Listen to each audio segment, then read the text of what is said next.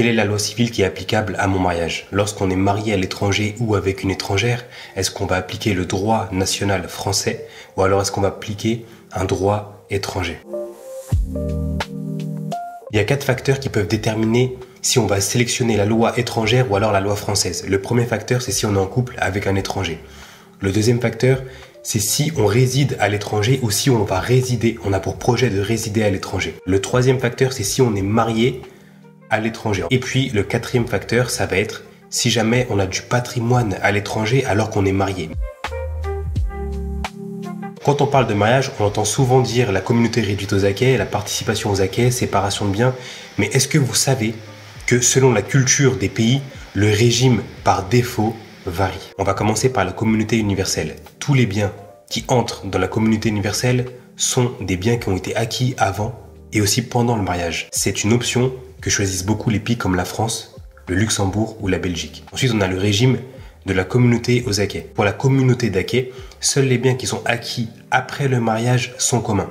C'est une option qui est beaucoup choisie dans les pays slaves et aussi dans les pays asiatiques. Mais est-ce que vous connaissez la participation aux acquêts? C'est plus rare, mais c'est un mix entre la séparation et la communauté. Pendant le mariage, chacun va se gérer ses biens, mais à la fin, on va tout diviser en deux. Tous les gains seront divisés en deux. C'est un régime qui est beaucoup présent en Allemagne, en Suisse, en Grèce, en Turquie et en Autriche. Et ensuite, on a le régime de la séparation des biens où chacun garde ses biens à son nom propre. C'est un régime qui est très courant dans les pays anglo-saxons et aussi dans les pays musulmans. Pour savoir quelle est la loi applicable par rapport au mariage, si on va utiliser la loi française ou la loi étrangère, il y a quelques questions à se poser. La première question à se poser, c'est quand est-ce que les époux se sont mariés, sachant qu'il y a 3 régimes différents. La deuxième question à se poser, c'est dans quel pays s'est déroulé le mariage et avec quel contrat et sous quelle forme. Parce que dans certains pays africains, on a des documents qui mentionnent l'existence de la polygamie ou non au sein du mariage. La troisième question à se poser, c'est où les époux ont-ils résidé? Et ne pas confondre la domiciliation et la résidence. Quatrième question à se poser, c'est où est le patrimoine et quel est son historique? Et la cinquième question à se poser, c'est est-ce que le couple a subi une mutabilité automatique? C'est-à-dire que dans certains cas, le régime matrimonial peut évoluer et changer sans même que le couple ait besoin de le déclarer. Ça se fait automatiquement.